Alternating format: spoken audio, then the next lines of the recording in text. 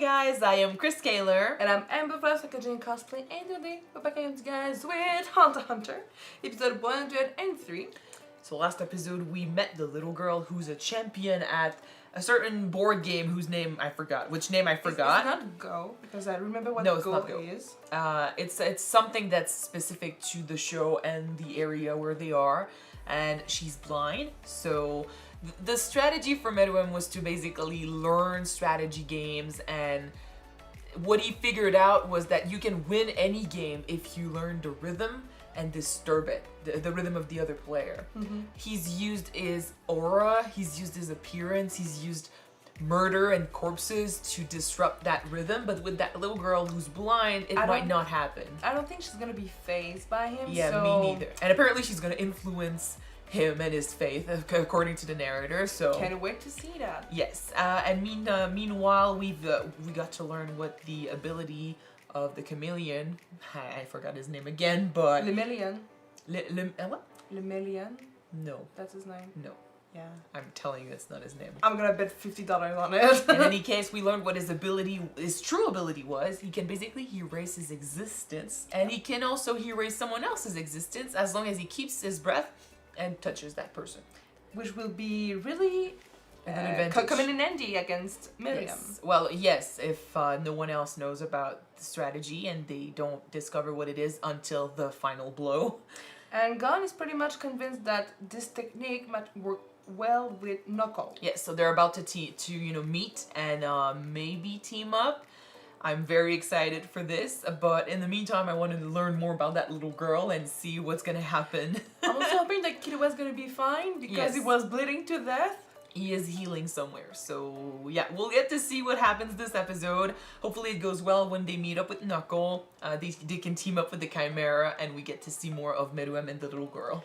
Okay. So don't forget to subscribe, guys, if you want to see more of these episodes and know when they come out, and check out our Patreon for the full reactions. In the meantime, let's watch it, guys.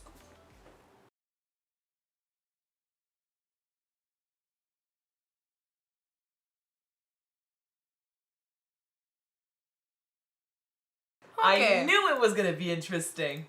She's different. I think he's getting pissed.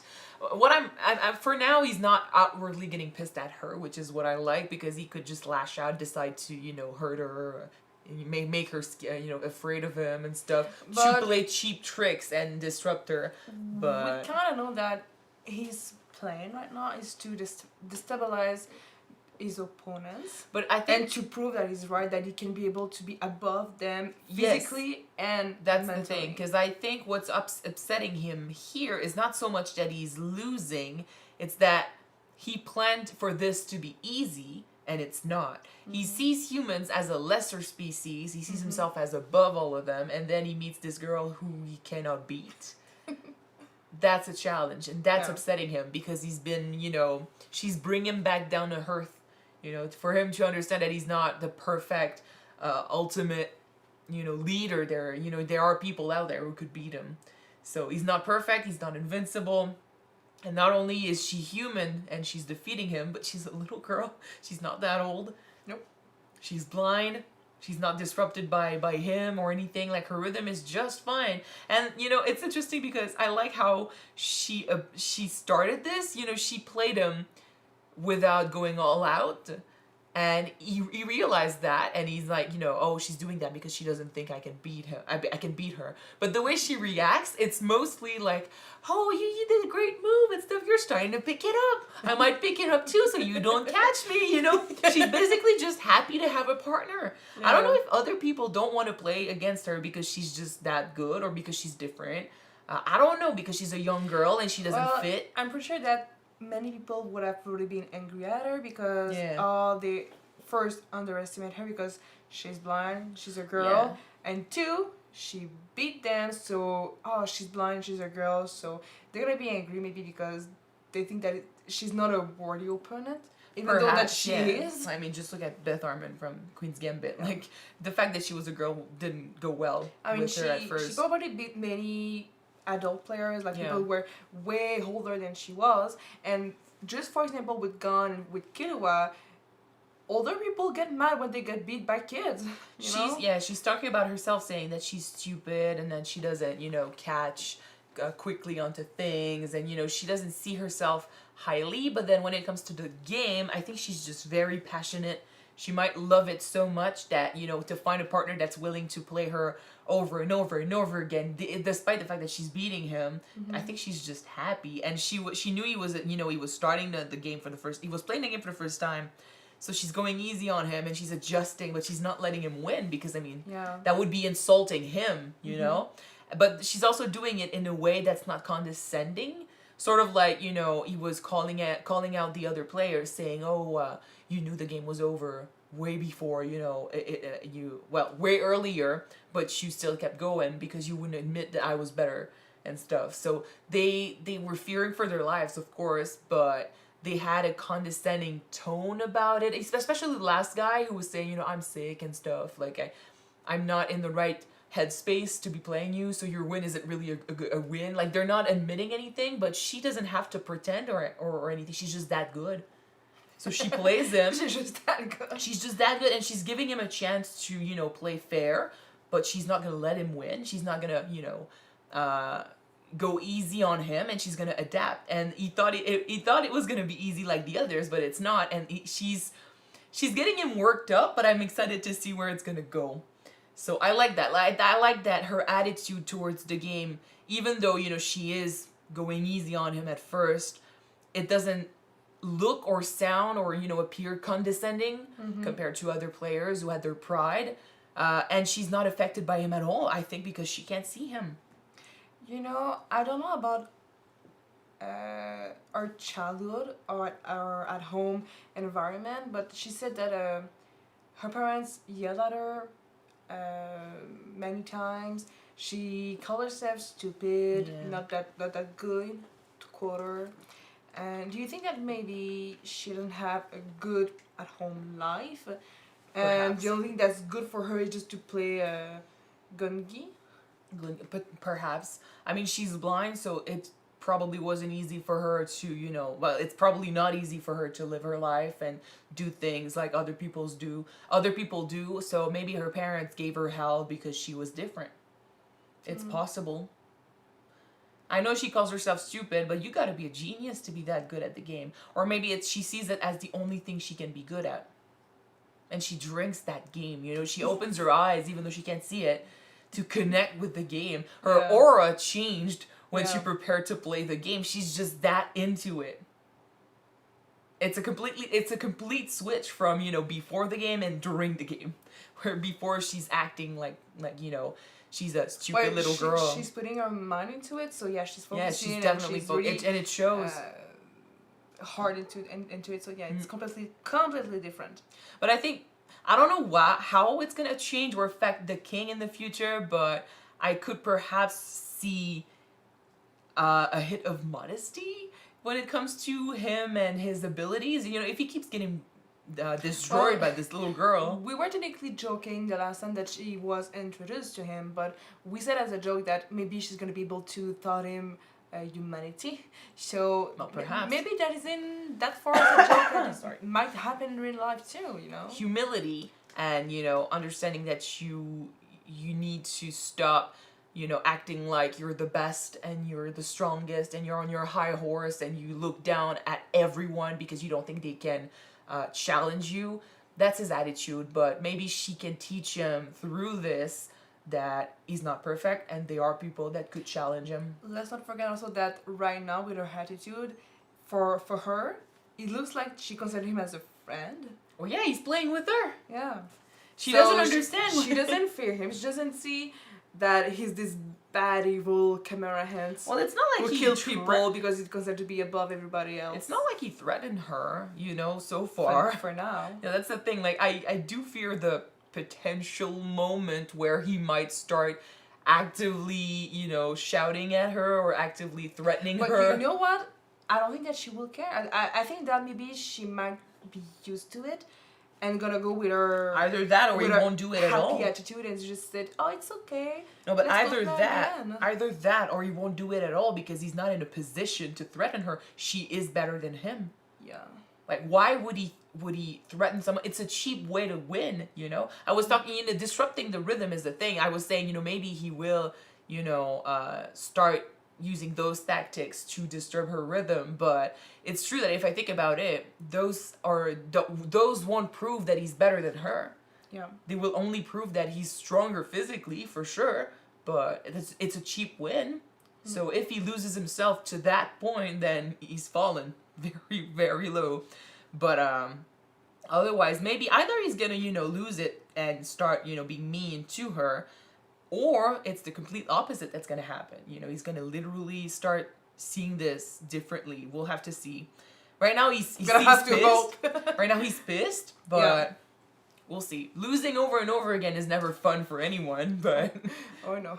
but she's not, she's not being mean about it. Like, she's not rubbing it in his face. She's just happy to play. So I don't know how it's gonna, go, but I'm interested. Mm. In any case, Knuckles' heart made the chameleon, cry. Of course. I mean, it works because he's basically on a quest of revenge for, to avenge his father / friend. The guy who used to be his father when he was human and then His turned into the foster chimera. father, yeah. Sort of, yeah. And so he's got a heart. He's loyal. He cares about others. Yeah, he's got more human. He's got more of a human side than he's got an animal side. So to see a human care so much for a creature like an animal, a pet, a dog, care so much when he's got other shit to do and he should technically not care about those. He doesn't have the time. And even though that he technically did try to save them, but they wouldn't because they're loyal to their and that made him cry. owners. That made him cry. He couldn't save them. Exactly. I think it's rubbing him in the right direction. The chameleon is looking at this and he's seeing, because that's the thing about chimeras. Like, we talked about this before, how chimeras So many times. I know, but I like to bring it back up.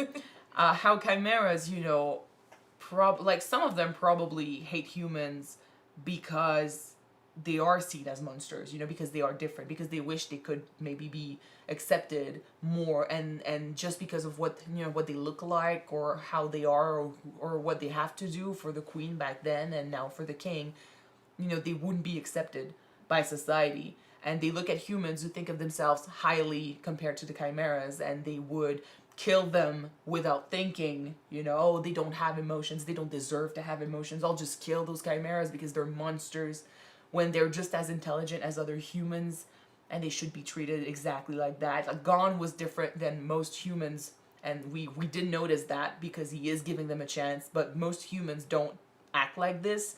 So then for a chimera to see Knuckle give his time, give his passion, give his heart to animals who we should not care about in this moment especially, Funny, I think it's because intense. Because for me, I thought at first that with the camera side, it was maybe more the other way around, that when they were born, the fact that the queen asked them to just hunt the humans as food, that themselves, I think for many of them, thought that they were just above the humans and considered that humans are the lesser being, like not the smart ones. And the more it goes, the more they remember their human life, and some of them reconnect the dots that, oh, we're technically much more alike than we thought at first. No, that's some of them probably, like, some of them connect with their human sides, but if you remember back on the island, in NGL, we saw chimeras who were actively, angry at humans, who wanted to kill them because they were humans. Like, they hated humans with a passion and they loved to kill them. So it was more than just killing them for food.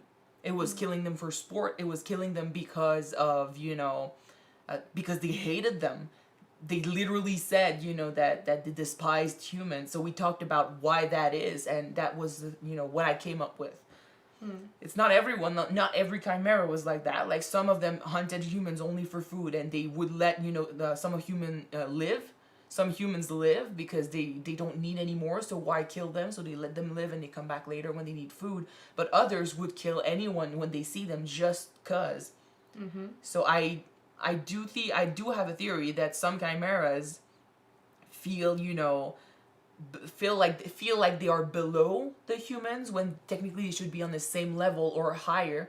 So some of them could have turned this, degrading of themselves into, you know what, you're gonna look down at me like I'm a monster. Well, I'm gonna prove to you that I'm the bigger species. I'm gonna kill you. I'm gonna destroy your species, and I'm gonna look down at you now. It's like a switch of power. So for, you know, humans being arrogant and stuff, and then you look at Knuckle, who's the complete opposite. He acts like he's tough and stuff, but then he sees animals that he, you know, normally wouldn't care about, and he cares about them in the time of war when he doesn't have time to care about them, and it touches him. And a big guy like him, who, you know, talks loudly and acts like he's very strong, for him to cry in front of his friends because of animals he couldn't save, it's saying a lot. And I think it makes him connect, well, maybe not Knuckle, but it makes the chameleon connect with him a little bit. So not enough for him to trust him, but we're going there. In any case. So for Knuckles' teacher and Morel and the Cheetah, it is true that the camera ants learn how to use Nan, have all those special abilities, but some of them don't really know the extent of it and how to use it. His is very recent too. Yeah. I mean, I'm impressed that he thought of something that fits well with his ability. Like, it's true, his ability technically is fit for a guy who's fast, but then there's gotta be more to it than just, you gotta catch me. Like, he probably doesn't know all the details or how he could use it at you know, 100% of its strength. Morel has a lot more experience. He's playing with him a lot right now. He's making him mad. I get it. Like I said, it's a battle of will. It's the first one that gets done with the waiting, and I feel like it's the Cheetah who's gonna lose it eventually. Like, he's gonna be done, and because he wants to show off. For sure, he wants to show off his speed, and he wants to show off his ability. And Morel is not playing into this, so he's probably gonna try to challenge him a little bit more, you know, to force him to chase him, and Morel is gonna use that as an opportunity. But so like I'm saying, like, I'm impressed that he thought of something that's, you know, that fits well with his abilities, but he's not stupid, he's not dumb, so I get it. But he lacks experience, and that's gonna probably be his undoing. And I can't wait to see it. Although I'm gonna be sad because I kind of like the Cheetah. Cheetu, right? That's his name. Cheetu. Yeah. I kind of like Cheetu. He's a killer, but I think he's got a good personality. Yeah, don't say that in real life, though. Well, no, not in real life, but I can afford to say that in a TV show. In any case, I thought Leon. I thought the lion was the one with the ability to remove Nen at first, because he did say to Cheetu that he had a way to get rid of Knuckles' Nen. But it's one of his... it's one of his followers, so yeah. it makes sense. We still don't know what his ability is, No, he's trying to keep it under wraps. Like, he's trying to keep it a secret. He does want to destroy the king eventually, so maybe he's keeping it a secret not only for the enemy, but also for the king. He doesn't want the chimeras to know. What do you think he meant by, when the 8 hours will be done, he's gonna rip the soul from Morel or Cheetu? Because he's the one that brought Cheetu into the thing, and even if Cheetu, you know, dies or anything, and Morel comes out alive, he takes care of Morel. And if Cheetu survives, he's still the one that, you know, took Cheetu in, got him to learn the technique and stuff. Maybe he wants to kill Cheetu after, but I think he needs people to help him with the king, so I don't think it's a good idea, but it's just that no matter what happens, he's the one that helped that, you know, that made that happen. Maybe he's just expecting to get all the praise. Maybe. He's got a plan going, so I don't know if it's more intense than just that, but we'll have to wait and see. We'll see. In any case, I'm excited for all these powers and all these fights. These fights including the Gungi one. But yeah. Anyway, so anything else? No, I'm done. So we're moving on. Thank you guys so much for watching this episode with us. If you want to see the next episode right away, it is on Patreon already, so check it out. The link is in the description below. And if you don't, the next one to be out on YouTube, which will be next week, guys. Yes. So see you then. Bye.